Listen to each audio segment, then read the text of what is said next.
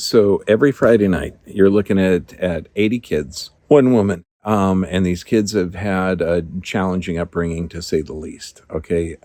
I'm asking, how do you solve conflicts with people that have had horrible challenges in life?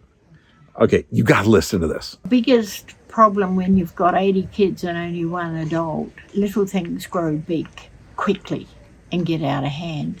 And the kids have come from violent backgrounds, so therefore you can expect a lot of violence. So our way of dealing with it is we go and look at the poor in the village or the sick in the village first. And we take whatever we've got extra. If we've got extra rice, we take rice. If we've got extra mosquito nets, we take mosquito nets. Whatever it is, we take and share with the village people. Then we come back, and as they come back, they have to think of what problems did they possibly get involved in during the week. And then they come back here, and the first thing we do is have 2 big bowls of water out, and they have smaller bowls, and the kids take a scoop of the water and they call for the person they've argued with or disagreed with or I've got angry with. We take the hand and we go and wash the hands, and then together throw the smaller bowl of water down the drain in the toilet normally to get rid of the problem.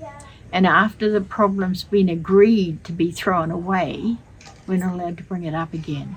So if I've got some little rat bag who's really got up my nose, I've got to take him by the hand and get him to see how upset he made me.